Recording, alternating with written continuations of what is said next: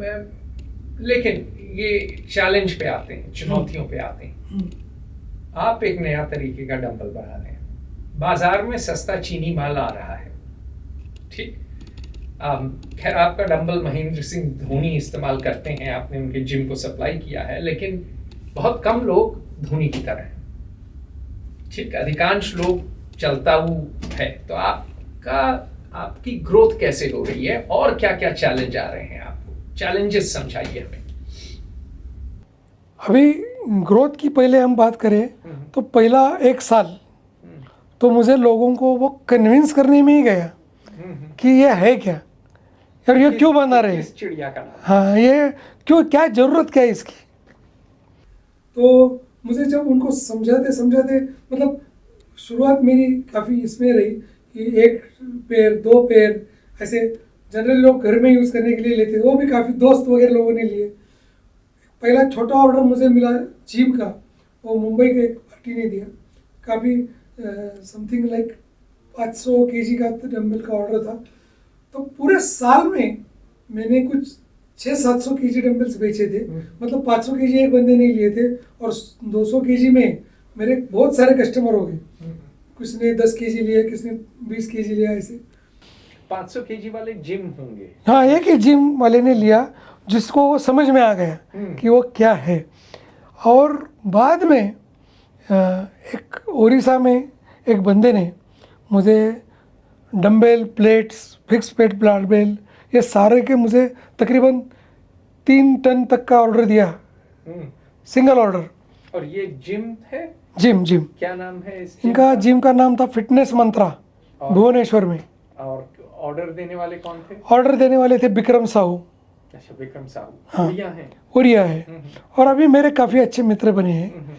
तो उन्होंने जब लिया मुझसे और उनके पास जैसे मेरे डंबल्स गए तो वहाँ सब लोग पहली बार ही देख रहे थे, उनकी बड़ी जिम थी, लोग आने लगे, अरे यार this is something great, this is something new. तो फिर वहाँ से हमारा लोगों तक पहुँचना चालू हुआ और फिर जनरली हमारा मतलब कंपनी भी इतनी बड़ी नहीं है और नहीं थी भी उस वक्त कि हम लोग मार्केटिंग में कुछ ज़्यादा खर्चा कर सके। तो ऑर्गेनिक मार्केटिंग ही हुई, किसी ने देखे, अरे यार अच्छे, अरे ये भी अच्छे, ये कौन है। तो फिर लोगों का मुझे कॉल्स आने चालू हुए कि हमें भी चाहिए।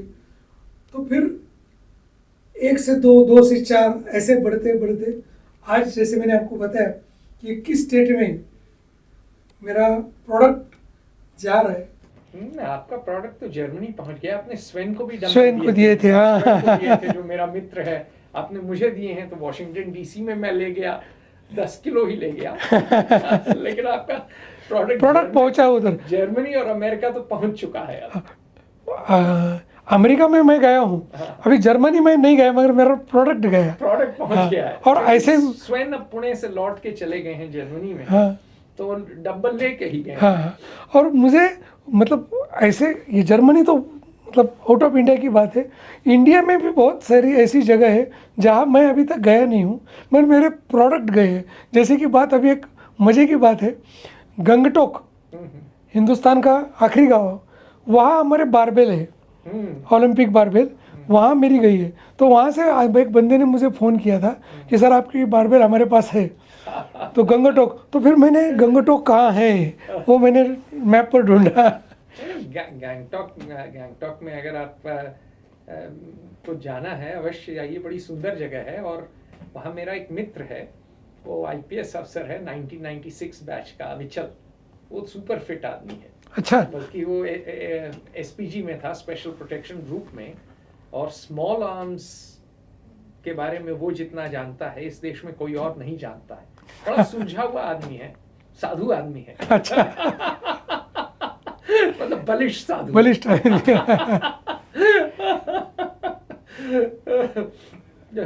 तो हाँ, तो आगे चलिए। तो आपका प्रोडक्ट कई जगह पहुंचा है, लेकिन चैलेंजेस शुरू में आए, लेकिन अभी भी आपको ब्रांडिंग में और काम करना है। एक चैलेंज वो है, प्राइस पॉइंट भी एक चैलेंज है क्योंकि आपका प्रीमियम प्रोडक्ट है ना। 2 और क्या चैलेंज है आपके?